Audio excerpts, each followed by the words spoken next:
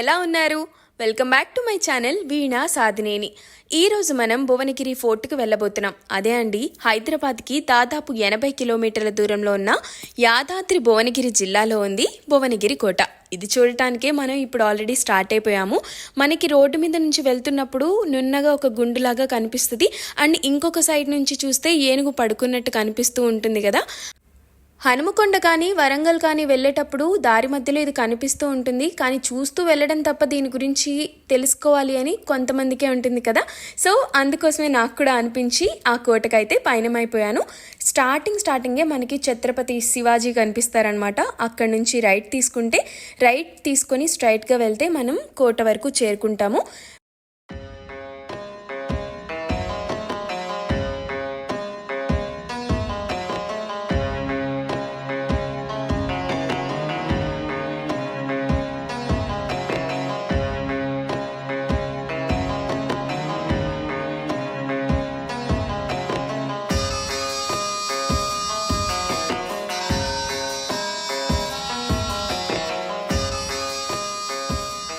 ఇప్పుడు ఈ కోట ఎక్కబోతున్నామనే ఎక్సైట్మెంట్తో నేనైతే స్టార్ట్ అయిపోయాను ఎక్కడం.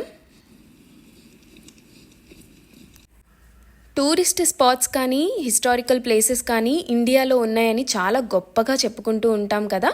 సో అందులో భాగంగానే తెలంగాణలో కూడా కొన్ని హిస్టారికల్ ప్లేసెస్ని మనం కవర్ చేయడానికి చూస్తున్నాము. ఆల్రెడీ వరంగల్ కానీ తర్వాత లక్నవరం బ్రిడ్జ్ కానీ ఇలాగా టూరిస్ట్ స్పాట్ ఆల్సో హిస్టారికల్ ప్లేసెస్ని కవర్ చేసాము. ఆ రూట్లోనే ఈ భువనగిరి కూడా ఉంటుందన్నమాట. సో ఇదే భువనగిరి కోట. We reach here. ఇక్కడ మెట్లు చాలా చిన్నగా ఉన్నాయి. ఇప్పుడే ఎక్కడం స్టార్ట్ చేసాము. మరి పైకి వెళ్ళేటప్పుడు ఎలా ఉంటుందో, వెదర్ ఎలా ఉంటుందో ఫుల్ అప్డేట్స్ ఇస్తూ ఉంటాను. సో ఇదే భువనగిరి కోట అనమాట. హైదరాబాద్ నుంచి వరంగల్కి, వరంగల్ నుంచి హైదరాబాద్కి వెళ్తుంటే మనకి కోట నున్నగా కనిపిస్తుంటారు ఒక గుండులాగా. సో ఇక్కడికి వచ్చాను కాబట్టి పైన ఎలాంటి కోటలు ఉన్నాయి, ఆ కోట రహస్యాలు ఏంటి, ఫుల్ డీటెయిల్స్ ఇస్తాను.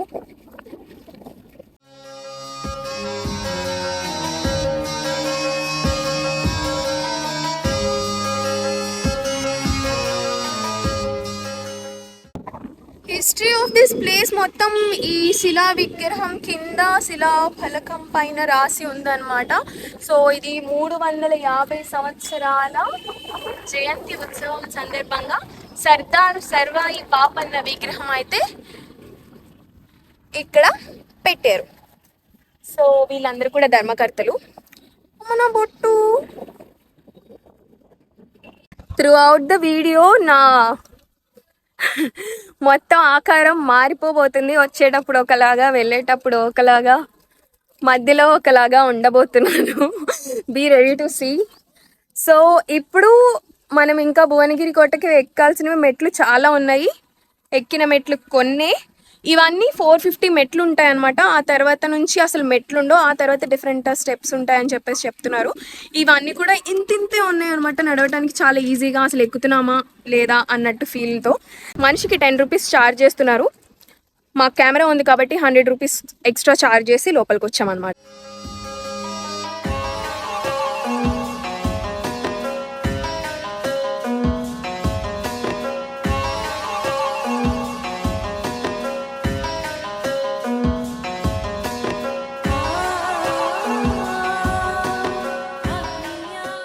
తెలంగాణలో ఉన్న టాప్ మోస్ట్ కోటల్లో ఒకటిగా చెప్పుకుంటారు. అయితే ఈ కాకతీయుల కాలంలో ఇది చాలా ఫేమస్ అని కూడా చెప్పుకుంటారు. పైకి ఎక్కే కొద్దీ మనకి ఇంకా హిస్టరీ మొత్తం అంతా మన కళ్ళ ముందు జరుగుతున్నట్లు, రిపీట్ అవుతున్నట్లు కనిపిస్తూ ఉంటుంది. ఇక ఈ కోట పశ్చిమ చాళుక్య వంశానికి చెందిన పాలకుడైన త్రిభువన మల్ల విక్రమాదిత్యచే ఏకశిలా రాతిగుట్టపై నిర్మించారని చెప్పుకుంటారు. ఈ కొండ ఎక్కుతున్న కొద్దీ చిన్న చిన్న మెట్లు తప్ప ఎక్కడా కూడా విడిపోయినట్లు కనిపించదు. అంటే ఏకశిల రాతిపైనే ఉంది కాబట్టి ఇదంతా ఒక్క ఫామే ఉంటుందన్నమాట. మొత్తంగా ఉన్న 450 మెట్లు ఎక్కుతూ వెళ్తున్న కొద్దీ ఎత్తైన గోడలు, విశాలమైన గదులు, ఇస్లాం సంస్కృతి మొత్తం అంతా కూడా మనకి ఈ నిర్మాణంలో కనిపిస్తూ ఉంటుంది. టోటల్గా ఈ ప్లేస్ మొత్తాన్ని చూస్తే కాకతీయుల కాలంలో రాణులు కానీ, తర్వాత అక్కడ ఉండే భటులు కానీ యుద్ధాలు జరిగేటప్పుడు అక్కడ ఉండే యుద్ధ వీరులు, అక్కడ పనిచేసే వాళ్ళంతా విశ్రాంతి తీసుకోవడానికి ఒక ప్లేస్, వాళ్ళందరూ తినడానికి కొంచెం స్టోరేజ్ ప్లేస్, ఇవన్నీ కూడా కొండ పైకి వెళ్తున్న కొద్దీ మనకి కనిపిస్తూ ఉంటాయి. అవి చూడ్డానికి చాలా ఇంట్రెస్టింగ్గా అనిపిస్తూ ఉంటాయి. బాబా, ప్లాస్టిక్ బాటిల్స్ ఇక్కడ చూడు ఎన్ని బాటిల్స్ ఉన్నాయో.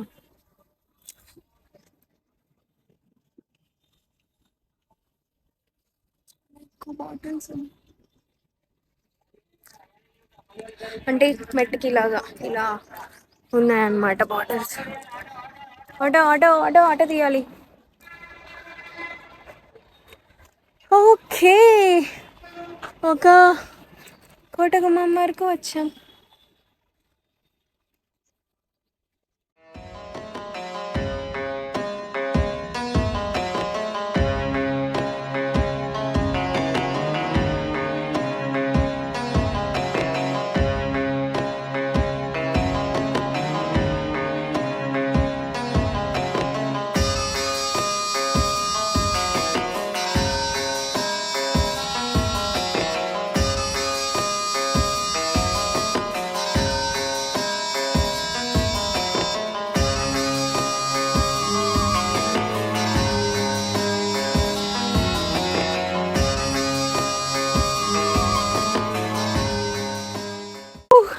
సడన్గా వర్షం స్టార్ట్ అయింది. ఒక మంచి స్మెల్ అయితే వస్తుంది. చాలా రోజులు ఎండకి ఎండి ఎండి ఉన్న ఈ నున్నటి గుండు ఇప్పుడు పరిమళంతో నిండిపోయింది. నేను అర్జెంటుగా వెళ్ళకపోతే తడిచి అయిపోతాయి అన్నమాట.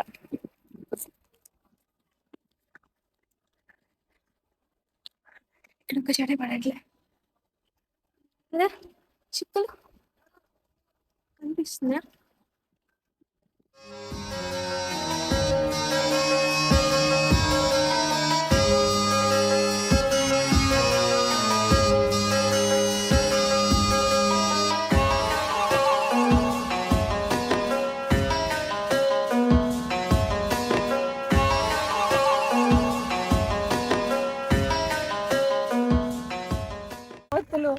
వాటికి ఫుడ్ దొరక్క ఇక్కడికి వచ్చే వాళ్ళు ఫుడ్ ఇవ్వక, కోర్స్ వాళ్ళ దగ్గరే లేవు, ఇంత దూరం నడుస్తుంటే మోసుకొని ఏమొస్తారు. So just water bottle carry చేస్తున్నారు. ఆ వాటర్ బాటిల్ కూడా ఇక్కడే పడేస్తున్నారు. ఆ బాటిల్ పడేయడం వల్లే వాటికి ఆ బాటిలే దొరుకుతుంది. ఆ బాటిలే తీసుకొని పరిగెడుతున్నాయి. ఓకే, కొంత దూరం అయితే వచ్చేసాం, ఇంకా చాలా దూరం ఉంది.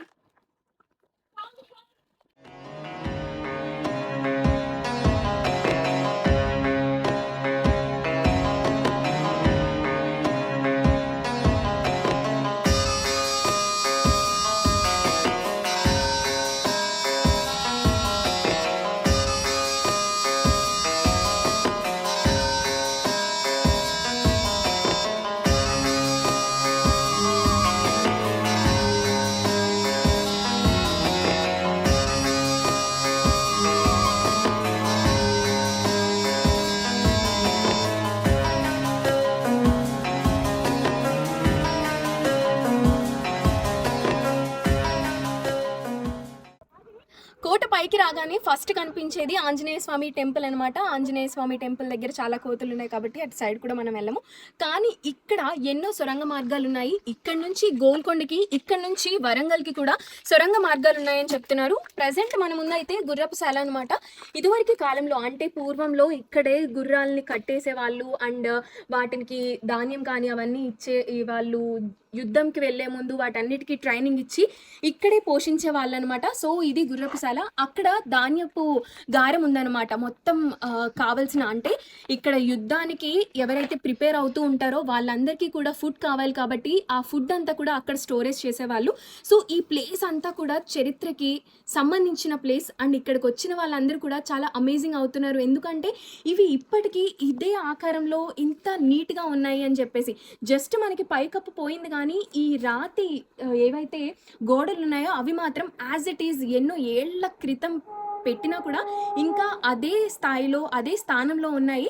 That is very big news. కాబట్టి అందరూ ఇక్కడికి వచ్చి పర్యాటకులు ఎంజాయ్ చేస్తున్నారు.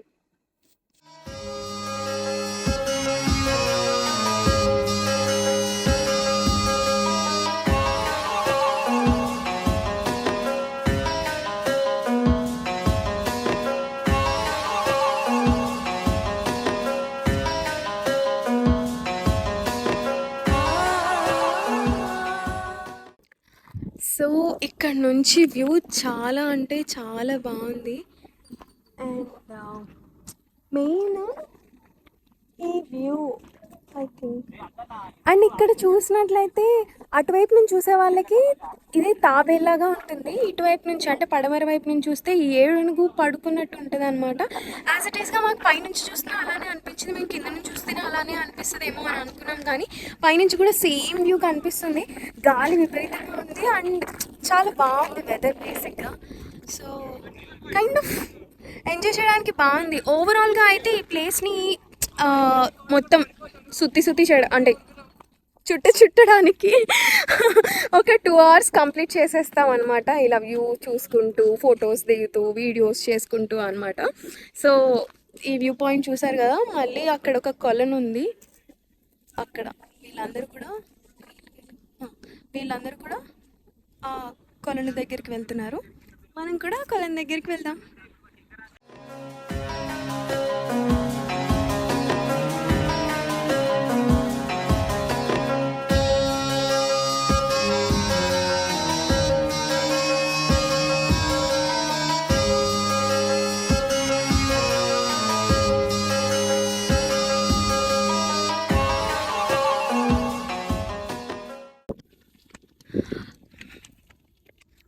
గంటన్నర ఈజీగా ట్రెక్ ఉంటుంది.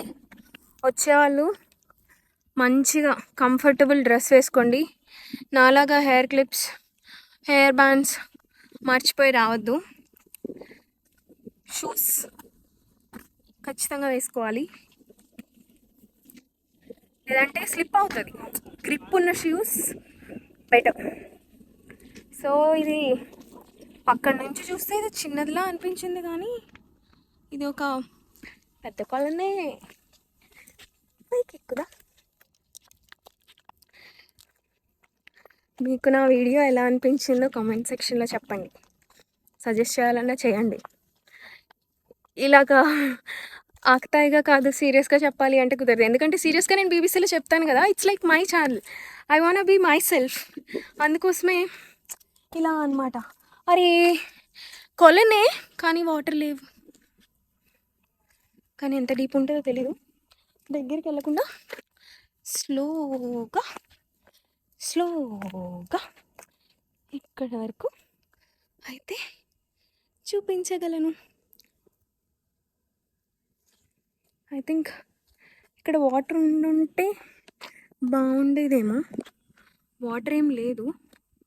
ఈ పైనుంచి అంతా కూడా వాటర్ పడుతున్న చారలు అయితే కనిపించాయి. సో ఇంకా అక్కడ ఫ్లవర్స్ అవి ఉన్నాయి. తడిగానే ఉంది కాబట్టి కొంచెం I'm not sure if I can go there or not. ఎందుకు రిస్క్, ఎందుకు బేసిక్గా ఎందుకు చూద్దాం కదా, ఎంజాయ్ చేద్దాం.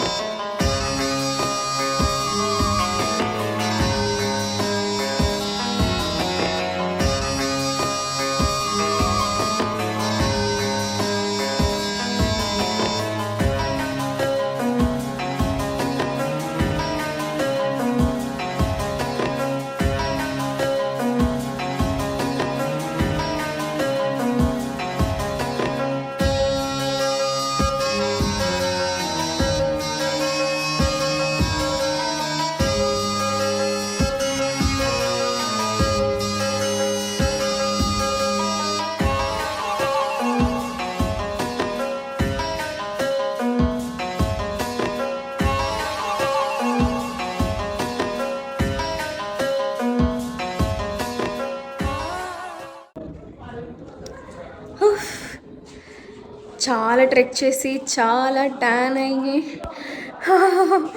వి ఫైనలీ కంప్లీటెడ్ అవర్ ట్రెక్ అనమాట.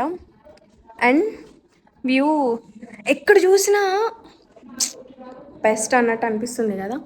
సో ఫైనల్గా ఈ వ్లాగ్ అయితే ఇంతటితో సమాప్తం అనమాట. ఎలా అనిపించిందో చెప్పండి. మెయిన్గా భువనగిరి స్టోరీ గురించి నేను మీకు చెప్పాను.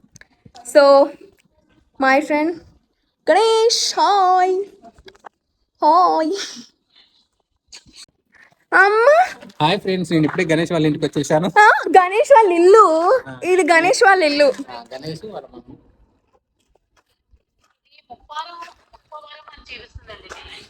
అవునా, బిజీ లేడీ, ఇంకో బిజీ లేడీ. దగ్గరలో అంటే మళ్ళీ అక్కడికి రావాలి కదా ఊర్లోకి అని. ఎండిపోయాము, మాడిపోయాము. హాయ్ ఫ్రెండ్స్, చెప్పేది నా ఇంటికి వచ్చాను. మా ఇల్లు కాలే. ఓకే గాయస్, అది ఇట్రా ఇట్రా చెప్తాను. గణేష్ వాళ్ళ ఇంటికి వచ్చాము. వాళ్ళ బాగా చూసుకుంటూ అయ్యో చూపిస్తా. చాలా మంది వస్తున్నారు, నడవలేక నడుస్తూ. అయ్యో జూమ్ చేయడం అవ్వట్లేదు దీంట్లో.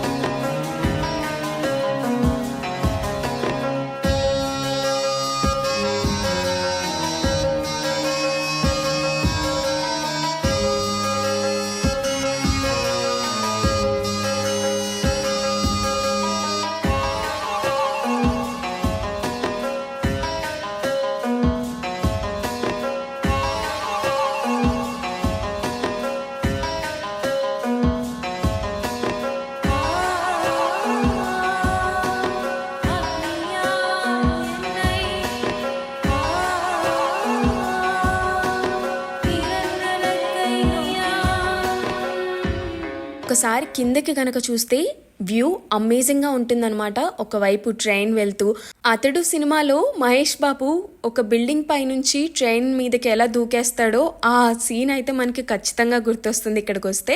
సో పైకి ఎక్కుతున్న కొద్దీ ఇంకా చాలా సినిమాలు కనిపిస్తూ ఉంటాయి మనకి. ఆఫ్ కోర్స్ ఎక్కుతున్న బాధతో పాటు ఆ సినిమా కూడా కనిపిస్తుంది. సో పెచ్చులన్నీ ఊడిపోయాయి అన్నమాట. ఈ కోటవి ఇప్పటిదా ఎన్నో సంవత్సరాల క్రితంది కదా, ఇలానే ఉంటుంది. సో భువనగిరి స్టోరీకి వచ్చేసి 2 స్టోరీస్ చెప్పుకుంటారు. ఒకటి దీన్ని చాళుక్య వంశానికి చెందిన ఒక రాజు, అంటే త్రిభువన మల్ల విక్రమాదిత్య, ఆయన పేరు వల్ల వచ్చిన ఈ ప్లేస్గా చెప్పుకుంటారు. ఇంకొకటి వచ్చేసి ఒక గొల్ల వ్యక్తి, అంటే బోనయ్య అనే ఒక వ్యక్తి ఒక రాజుగారికి రాయగిరిలో వద్దు, ఒక ప్లేస్ చూపిస్తాను అక్కడ కట్టుకోండి మీరు కోట అని చెప్పేసి ఈ ప్లేస్ చూపించడం వల్ల ఆ రాజుకి ఈ ప్లేస్ నచ్చి ఆ బోనయ్య అనే అతనికి గిఫ్ట్ ఇవ్వడం కోసం అడిగారంట. నేను చాలా మెచ్చాను.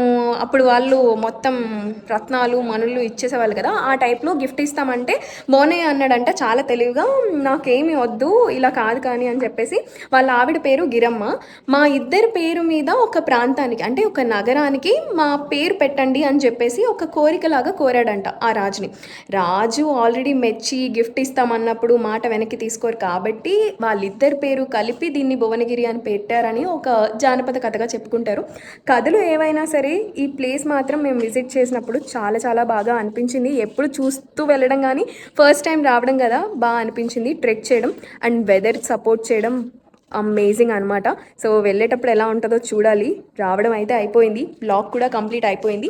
సో ఎలా అనిపించిందో చెప్పండి, కామెంట్ చేయండి, సబ్స్క్రైబ్ చేయండి. Thank you so much for watching.